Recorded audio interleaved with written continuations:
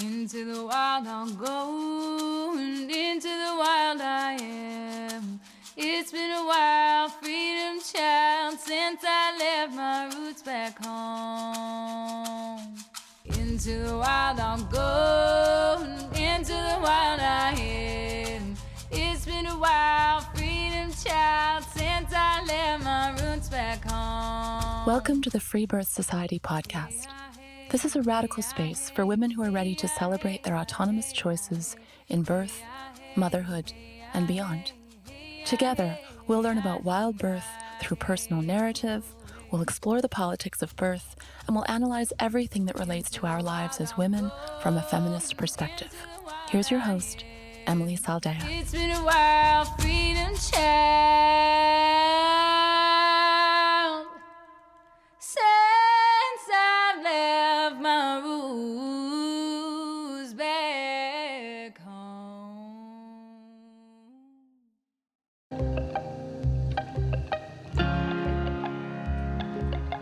Is birth work your calling? Do you long to witness and support the awesome power of women as we make life, form kinship, and transform the world through undisturbed, mother-centered birth? In your most expansive vision of your life, are you the authentic midwife of your community? Walking in total grace, reciprocity, and trust with women through the sacred portal of pregnancy and birth? Then our groundbreaking Radical Birth Keeper School is for you. It's an immersive and intensive, fast-paced live program in all things authentic midwifery and self-mastery that will give you the blueprint and guidance to launch a life-altering, world-shaking radical birth brand and business. Think birth business mastermind, life-changing coaching intensive, deep dive into all things birth, step-by-step roadmap for serving women authentically, and the wise woman initiation that you have been dreaming of, all rolled into one epic program that will change your entire life. It is time to become the lighthouse that guides women home to themselves. Head over to radicalbirthkeeperschool.com and grab your spot, because we are enrolling now and we always sell out. Say yes to your calling and join us in this revolution of bringing birth back home. www.radicalbirthkeeperschool.com.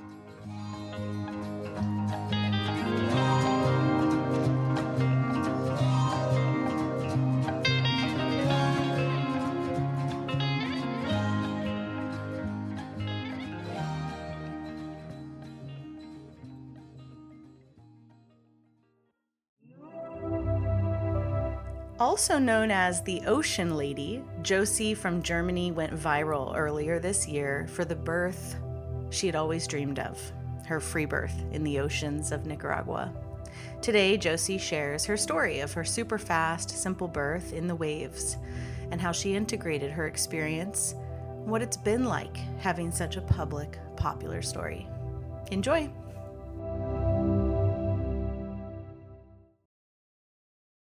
All right. Welcome, Josie. Hi. So, are you calling in today from Nicaragua? Yep. Okay, cool. But you are from Germany? Yeah, I'm from Germany and I lived since 2006 in Berlin.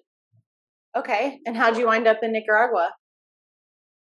We started last year. We moved, first of all, 3 months in Mexico. We left Germany in July, spent 3 months in Mexico on a Caribbean island named Solbosch. And then we have a look where we have maybe some opportunities. And then we were looking for Nicaragua and we come on September. And now we are here. Oh, fresh. And so this baby that you just free birthed, was that your first baby? No, that's my fourth baby. Fourth baby. My second rebirth, and yeah. Okay. So it was not the first time. Uh-huh.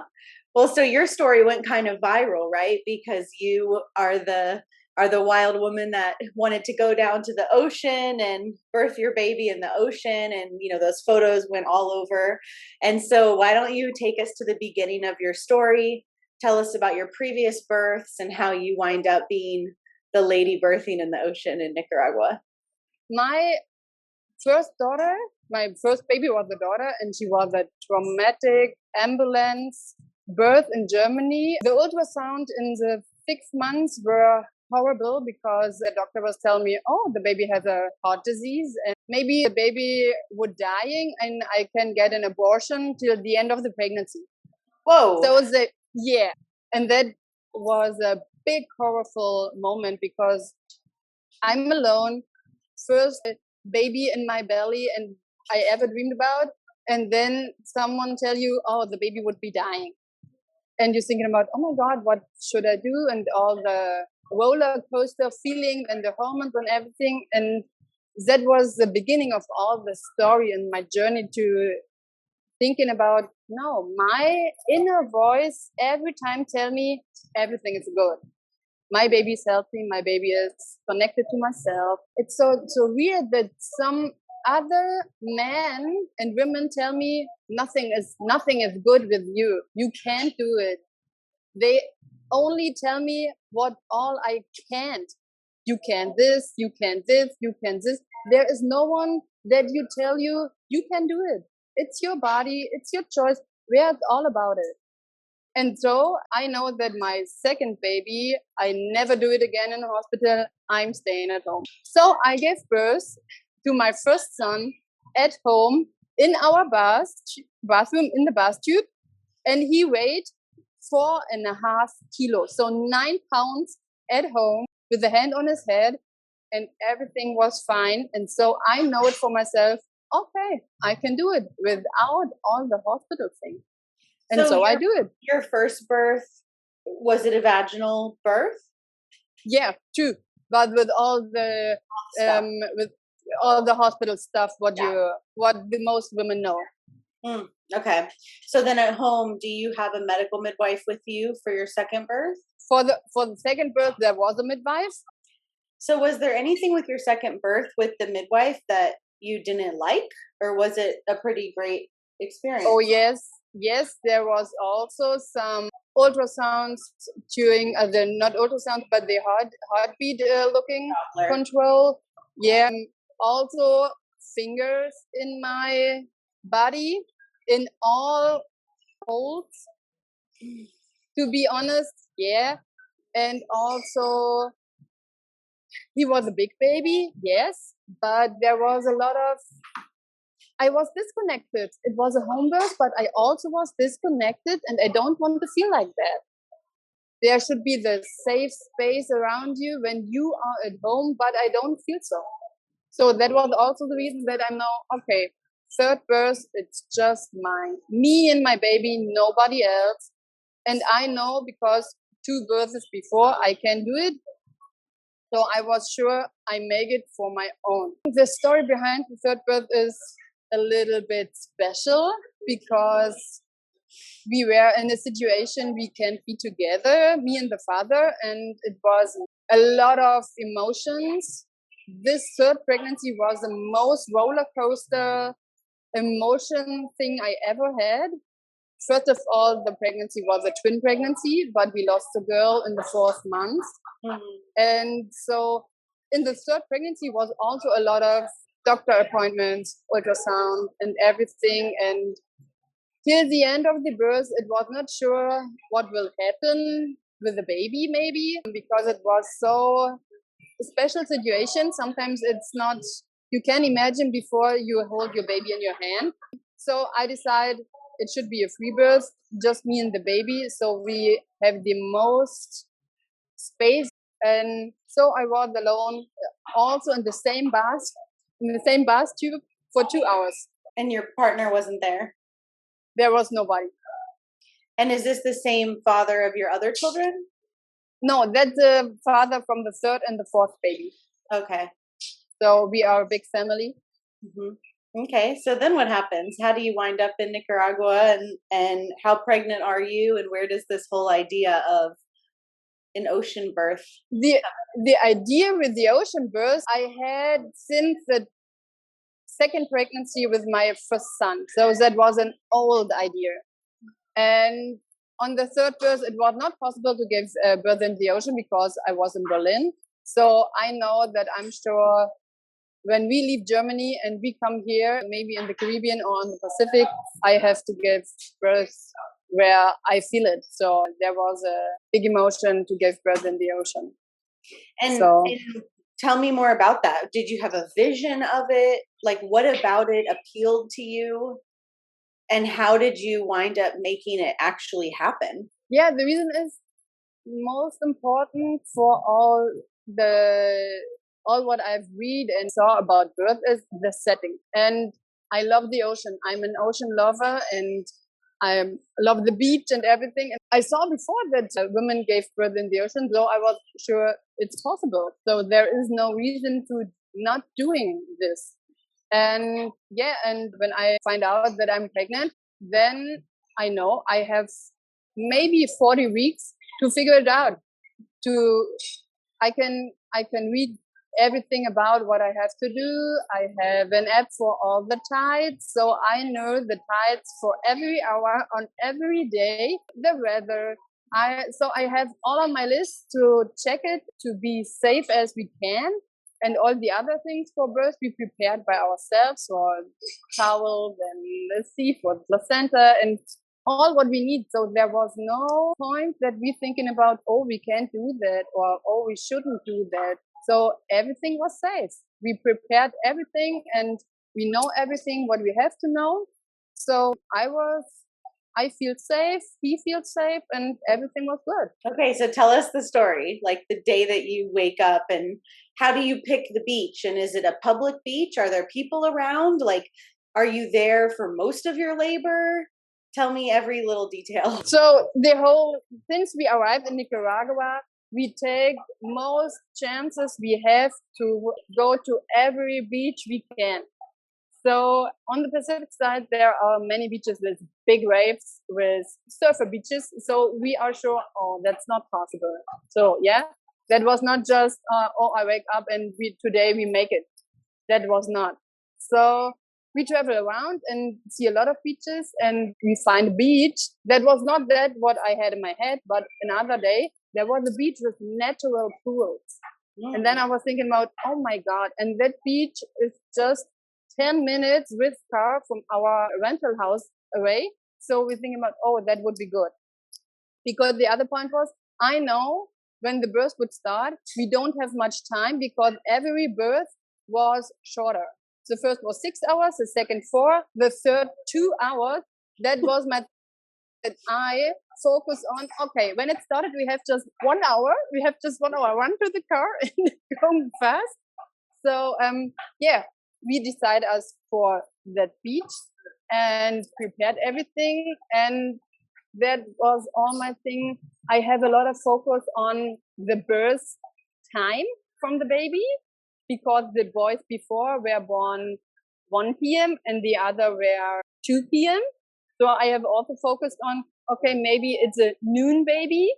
So yeah, and the end of the story is Saturday morning, I was with a big breakfast in the kitchen, make pancakes for everybody. And then was a feeling inside of me that I'm thinking about, maybe it started, but that was not the date what we have in our head. It was 3 weeks before. And so I was thinking about, I'm not sure, but it's feeling like, ask me in 10 minutes, maybe today it's birthday. And so we finished the breakfast.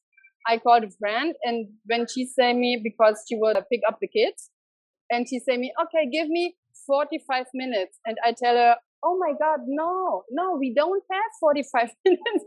You have just 5 minutes to come here, pick up the kids, because baby is coming right now.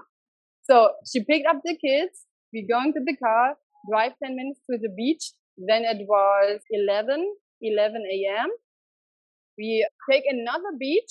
That was not the beach we are focused on, because our friend was going with the kids to the beach. And I was thinking about, oh my God, she picked our beach. Now we have to go to another beach. That was a beach next to the other. We were a lot of walking there. So I know the beach also good enough to know, okay, we are safe. Yeah, we're driving to the beach. There was nobody. There are a lot of loneliness beaches in Nicaragua. And we arrived to the beach. I have to walk, I'm not sure, maybe 100 meters to the sand. That is the end of the beach. And there was nobody, and we're going into the water, led on the beach with a blanket, all the stuff what we have. And I feel totally safe. So I can feel the first time of all, from all the other pregnancies, the fetal ejection reflex. I just heard about it, and you can't imagine when you just heard it, but I'm in the water, my man is behind me, and I feel like, I can't handle it long because I feel like the baby's coming out right now. But Wait, are you naked? Oh, I'm naked. Okay. But I just have a bra. I have still a bikini on top. So yeah, so we were in the water. He's behind me, and the waves coming to our back, and he's like my mountain in water. So I was still in the water, totally connected. I feel him, and I feel also the baby is coming right now. And so you lost all the time and everything, but it feels like so far. It was like tap, tap, tap. And so I feel like the water broke, and just 2 contractions later, the baby's out. It was the fastest birth I ever imagined. You're kneeling just in the shallow part on your knees? Yeah, because my contractions I ever had feel like bring me to my knees. And yeah, and then it feels like I was so relaxed that my body let the baby out with just few minutes. So we arrived on 11, and the baby is born on 12 in noon. So I catch the baby in the water, and I have it, all the picture everybody knows, and I'm totally overwhelmed with all the emotions. And that was also the first time we know that it's a boy, because we don't know, but my feeling tell me it's a boy. So yeah, there was just a moment in the water. Then I was not sure to get the placenta in water or not. So we decided to go out of the water. There were a lot of towels. We take the baby in the towels. And then I also were kneeling on a towel. And then the placenta was born. And we take all together. I was going back in the ocean to make me fresh and all that sweat and everything. And so I make me fresh in the ocean again. And then we take all our stuff, put the baby and the towels and also the placenta, because we don't cut the cord. There was a lotus birth. I also have a lotus birth, the baby before. So we go to the car, take all that stuff, and I take the baby, driving it home, and all three going to bed. Going to bed and relax and looking at the beautiful baby, and it was so relaxed, and it was feeling so good and so simple to give birth when everything around is perfect for you. For the birth giving mom, everything feels safe. It's such a different to the clinic thing. And how old is your newest baby now? The newest baby is since yesterday 5 months. And how has the last 5 months been, especially with the popularity of your story? Oh my God. I never had imagined that it's not possible to be somewhere and it's not possible to sit somewhere drinking a cup of coffee, because everybody's coming and say, "You're the ocean lady. Can I make a picture? Can I make a picture from the baby? Can I hold the baby?" I hold the baby, and everybody wants to hold the baby. And when we are days before on an island, there is my favorite hotel and bar. There were coming people to me. I sit there for a cup of coffee with my husband, and they're standing beside me and making pictures. They want to make pictures and hold the baby and say, "Oh yeah, I remember you. I see you in the ocean. I see you in the news."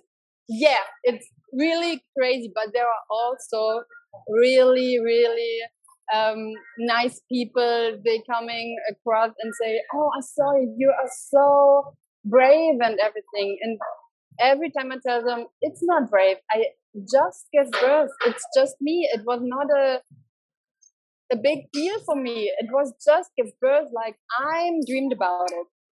Nothing more. Like online, have you gotten any criticism or any Not negative? in PM. not in PM. I know that there are a lot of not nice comments about all the news, but I don't read it because all the negativity don't have space in my life. And all the PMs on Instagram or on other channels I get, the women are really inspired. They are thankful, most of all thankful. In this time we are important to know and to support all the women. Most of all the support, the missed support all women get and all mothers. There is a time of mother bashing. It's too big. It's too big. It's too hard. And all the question in my head is why mothers doing and acting like against other mothers? Why we can't all be together? Because the most important point after giving birth is the postpartum time. And there should be a village, because everybody knows to growing up, one child needs a whole village. But the time now, there are so many mothers totally alone, without nothing, with no support, with no intuition, with no connection to herself, to the baby, and to all around. So we have to be together as sisterhood, motherhood. Motherhood is the best what you can get, because, my decision to giving birth is good to be inspiring and to give all the other moms outside support, what they need. It's important. I think it's important to tell the mom, you can do it. In case of giving birth, where are all the situation is like, it's my body, it's my choice. Where is it? Sometimes the printed of clothes let us know, just do it. Why we don't just do it when it's in case of giving birth? Why not every woman knows, just do it? Yeah. Well, you did, girlfriend. Yeah. Love it. Awesome. Well, I love your story. Thank you so much. Thank you for your time and for your willingness to share this awesome story. Thank you, Emily, that you are inviting me in your show. And that's it for today, my sisters. Check out everything we do, including one-on-one and group coaching, learn about our private membership, in-person retreats, and more on freebirthsociety.com. Our online courses are on freebirthsocietycourses.com, including our flagship course, The Complete Guide to Free Birth. Don't miss the Radical Birthkeeper School if you're ready to become the authentic midwife that women are searching for. Together we rise, and the revolution starts inside each of us. I'll leave you with our Freebirth Society theme song, Wild Woman by Aruba Red. I honor you for the wisdom you held, the ancient traditions of plant medicine and womb magic. I feel the spirit of the ancestors as I place my hands upon my belly. This sacred portal will be honored. Eons upon light beams of survival, withstanding the eradication of our power by design. I will not allow the separation of our young to be forced upon me. My sisters will no longer birth in captivity. The picket line redefined from burning our wild women to paralyzing us and drugging our babes. Strapped down in a clinical white bed, drying up the milk from our breasts. Keep your needles. My family will never again be doomed to chase those dragons or your poison. We reject your fear. We choose love. Everything with intention. Death, ascension. I will fly and bring her back from the stars. Conscious